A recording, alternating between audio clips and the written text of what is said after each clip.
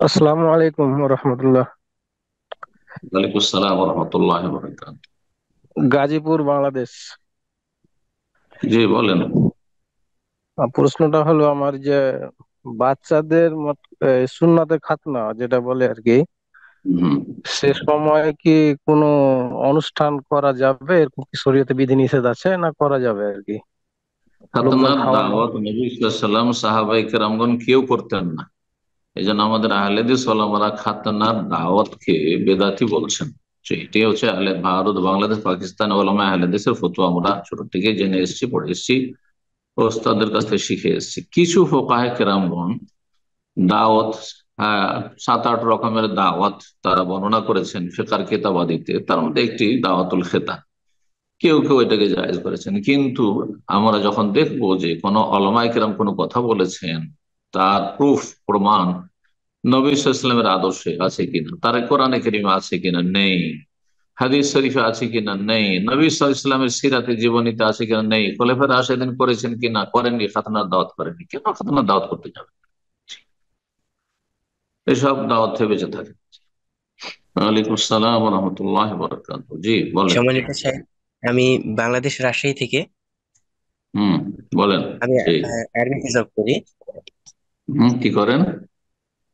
আমি বাংলাদেশ আর্মিতে জব করি শাইখ। মাশাআল্লাহ। আল্লাহ ভালো কাজ করার তৌফিক দিক। জি, আমার জন্য দোয়া করবেন শাইখ। জি শাইখ, মানুষের মানুষের সেবা করার তৌফিক দিক আল্লাহ রাব্বুল আলামিন। জি শাইখ, আপনার লেকচার গুলো প্রায় সব সময় শুনি ইনশাল্লাহ। মাশাআল্লাহ, মাশাআল্লাহ। আল্লাহ শাইখ, ভালো কথা রাখেন। আমার অনেক কলিগও অনেক সময় জিজ্ঞেস করে, যারা অল্প অনেক সময় আস্তে আস্তে সহিহ আকীদা আসতে শিখছেন, ওনারাও অনেক সময় জিজ্ঞেস করেন আমাদের। এবং জি। মানে কিছু একটু জাকাত বিষয়ে প্রশ্ন দিয়ে একটা, আমি যদি সংক্ষিপ্ত সময় পেতাম তাড়াতাড়ি প্রশ্নগুলো করতাম। জি, এক প্রশ্ন একটা হলো যে, একটা প্রশ্ন একটা। আমাদের নিয়ম, জমের নিয়ম অনুযায়ী একটি প্রশ্ন করেন। আর জি স্যার। আমাদের ইকরাম ভাই যে পরিচালনা আছেন, উনি আমার হোয়াটসঅ্যাপ নাম্বার দিয়ে দিবেন। আপনি হোয়াটসঅ্যাপ নাম্বারে মেসেজ মেসেজ দিলে আমি ইনশাআল্লাহ উত্তর দিয়ে দেবো অবশ্য সময় মতো। জি হ্যাঁ। ইনশাল্লাহ শাইখ।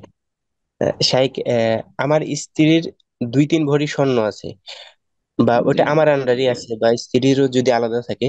এবং আমার জাকাতের ক্ষেত্রে কিছু টাকা আমার জাকাতের মানে নিসাব হয়ে গেছে, নিসাবের টাকার ক্ষেত্রেও নিসাব হয়ে গেছে, এবং স্বর্ণ 2-3 ভরি আছে। তাহলে এই ক্ষেত্রে আমাদের সহিহ কিন্তু আকীদার কিন্তু অনেক কিন্তু আলেমরা টাকা বলতেছেন যে ওই টাকা তো স্বর্ণটাও। টাকা তো আপনার না।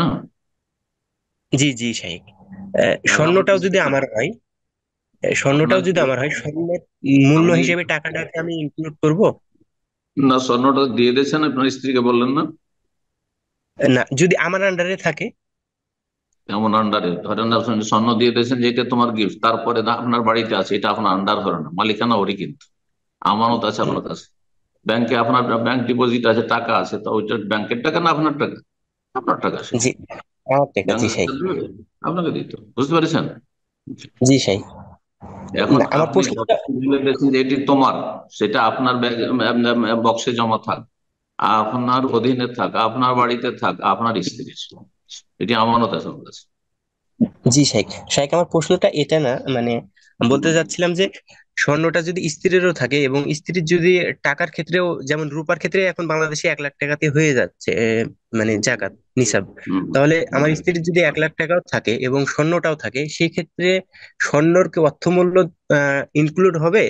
কেউ কেউ আমাদের সালাফি আলেম বলতেছে ইনক্লুড হবে, কেউ বলতেছে হবে না, মানে জিনিসগুলো একটু ক্লিয়ার না, এই জন্য অস্পষ্ট আপনাকে। কথা, ঠিক ঠিক। ইখতিলাফ আছে, আসলে দ্বিমত আছে। একদল বলছেন যে কারো যদি কিছু চাঁদি থাকে আর কিছু স্বর্ণ আছে, বা কারেন্সি কিছু টাকা আছে আর কিছু স্বর্ণ আছে, এক এক একটাতে তো নেশাব হয় না, কিন্তু দুটো মিলে নেশাব হয়ে যাচ্ছে, তাহলে জাকাত দিবে, সতর্কতামূলক এটি ফতোয়া। কিন্তু আরেক দল বলছেন যে না, স্বর্ণ আর চাঁদের নেশাব আলাদা আলাদা নির্ধারণ করেছেন। চাঁদের ক্ষেত্রে নেশাব হচ্ছে 200 দিরহাম, যে মানে 52.5 ভরি। আর তারপরে স্বর্ণ সম্পর্কে 20 দিনার বলেছেন, তার মানে 7.5 ভরি। তাহলে আলাদা আলাদা যখন নেশাব নির্ধারণ করা হয়েছে, তাহলে বোঝা গেল যে এই সম্পদগুলি ভিন্ন ভিন্ন, দুটোকে একসাথে কেন করবো? সুতরাং কেউ যদি এই ফতোয়ার উপর আমল করে, তো আশা করি কোনো অসুবিধা নেই, আল্লাহর কাছে পকড়া হবে না স্বর্ণ আর চাঁদির ক্ষেত্রে। টাকা আর চাঁদি যদি হয়, এটা আবার ভিন্ন বিষয়, আর একটা মশলা। যেহেতু টাকার নিসাব আমরা চাঁদিকে কেন্দ্র করে দিচ্ছি, কারণ চাঁদির টাকা রূপার টাকা এক সময় ছিল, সেই জন্য। আর তাতে গরিবের বেশি ফায়দা রয়েছে দুটো যুক্তির কারণে। সেই জন্য কারো কাছে যদি কিছু টাকা আছে, বাংলাদেশি টাকা, কিছু ডলার, কিছু রিয়াল, সব মিলে আছে, আর কিছু চাঁদি আছে, দুটো মিলে নেশাব হয়েছে, তাহলে জাকাত ফরজ। তাহলে জাকাত ফরজ, কারণ দুটোরই নেশাব হচ্ছে 200 দিরহাম বা 52.5 তোলা, 52.5 ভরি।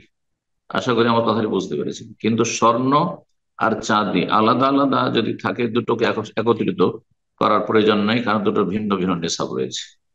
আল্লাহ তাআলা আ'লাম।